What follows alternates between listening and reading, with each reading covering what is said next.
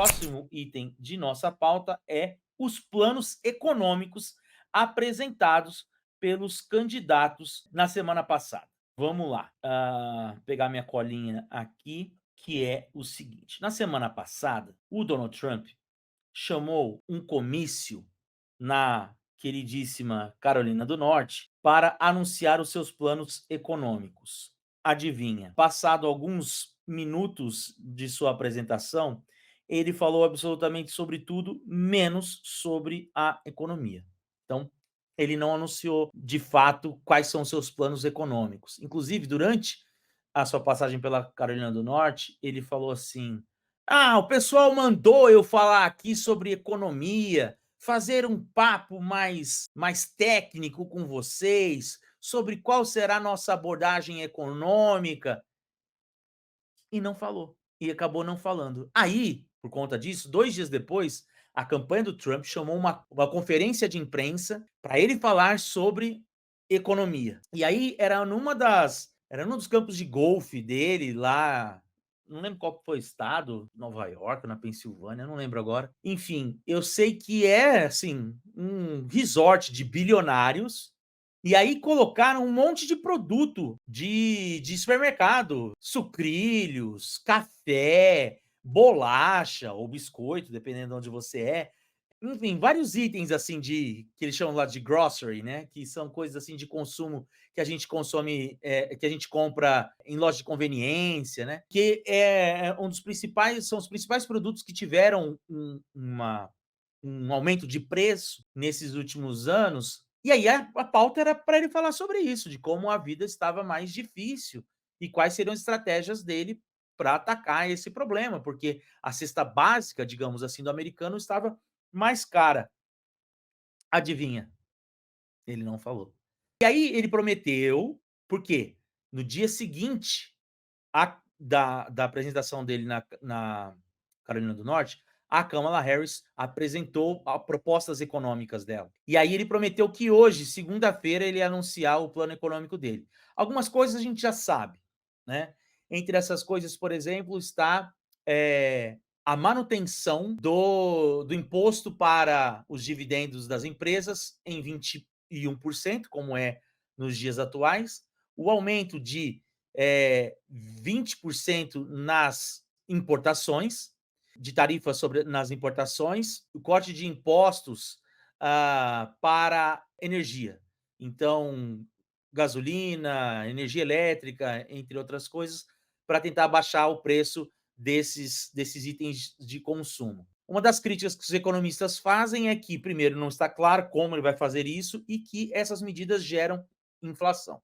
Ao contrário de atacar o problema da inflação, ele acabaria gerando mais inflação. E quais são as propostas da Kamala Harris? Bom, a Kamala Harris anunciou que pretende criar linhas de financiamento para a construção de 3 milhões de novas moradias. Então, tem muita gente brincando que é o My House, My Life, né? Minha casa, minha vida. My Home, My Life, né? Minha casa, minha vida, da Kamala Harris, que é um projeto, então, para tornar acessível moradia para americanos de classe média ou de baixa renda. E aí muita gente comentando que boa parte dessas construções deveriam ser dedicadas à Califórnia, que é onde nós temos o principal problema de moradia, de déficit habitacional nos Estados Unidos. Outra coisa que ela promete é tentar combater os juros abusivos para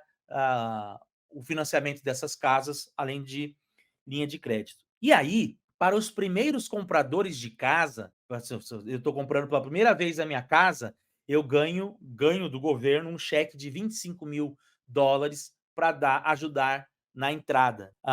Então percebam, né, aquilo que eu estava falando assim, não é perigoso esse discurso mais progressista. Percebam que ela está com um discurso mais progressista, mas dentro de reivindicações próprias de uma classe média, como eu mencionei aqui na semana passada. A geração Z é a geração que menos compra casa. E as pessoas falam, a geração Z não quer casa. E aí a geração Z responde, não é que a gente não quer comprar casa, a gente não consegue comprar casa. E aí, então, US$ 25.000 para quem for fazer a primeira compra de casa. Por outro lado, um dos grandes problemas também que a gente encontra lá nos Estados Unidos, e para eles não é um problema, mas para muita gente eu digo assim, não é politicamente atraente defender essas pautas, eu não sei por quê. Mas, por exemplo, creche para crianças tornar-se um direito para todos os americanos. Por quê? Lá nos Estados Unidos, a educação só é obrigatória a partir do 6º ano de vida, se eu não me engano, né, quando a criança já está entrando ali no pré, digamos assim. Até aí, a creche, digamos assim, não é uma obrigação. Então tem estado que oferece, tem estado que não oferece. E isso encarece, né, a vida dos pais, porque eles têm que arranjar escolinhas para deixar os filhos, ou a mãe, às vezes, muitas vezes não trabalha, né, para ficar cuidando do filho nos primeiros anos de vida, e o que gera uma receita a menos para casa. E aí o que ela vai fazer? Eles vão criar uma bolsa, pai, bolsa pais, né? US$ 6.000 de crédito para famílias com filho no primeiro ano de vida. Então, filhos no primeiro ano de vida, os pais receberão um auxílio de US$ 6.000. Outra coisa, corte de impostos para famílias de classe média com filhos, e também para trabalhadores da linha de frente. Então, trabalhadores de saúde, entregadores, indústria e também coleta de lixo, né, essas coisas que são vistas como trabalhos essenciais, também terão cortes de impostos, assim como famílias com filhos. Aqui eu não entendi até que idade isso seria garantido. Deixa eu ver se eu não esqueci de nenhum dos itens que ela propõe. Ah, e esse daqui também, ó, corte de taxas para relacionado ao seguro, para que as pessoas possam ter acesso aos planos de saúde com maiores coberturas. E hoje ela anunciou que exatamente isso aqui, ó, que ela vai subir os impostos para as empresas.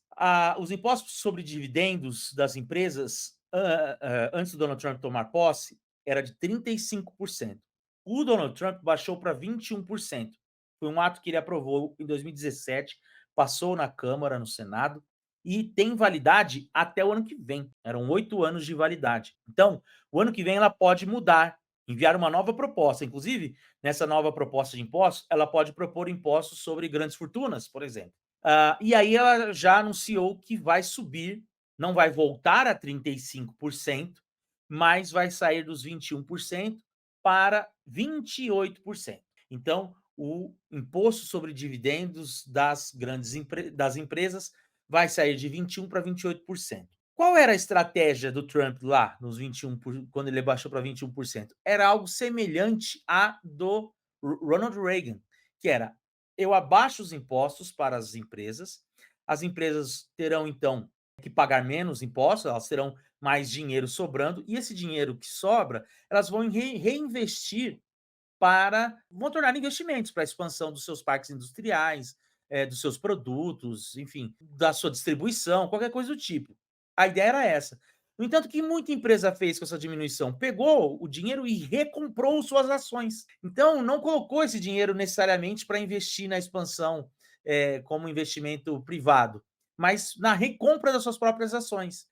Algo que fez com que não tivesse o efeito esperado. E então a Kamala Harris está propondo o aumento dessas taxas. Porque uma das grandes perguntas, assim como na questão do Donald Trump, o plano da Kamala Harris também recebe muitas críticas por ser inflacionário, que criaria ali uma injeção de mais dólares no mercado, seja pelo dinheiro enviado às famílias, para os compradores de residência, para a construção de novas residências, o que poderia também aumentar o preço das casas, enfim, uma série de medidas que são consideradas também inflacionárias.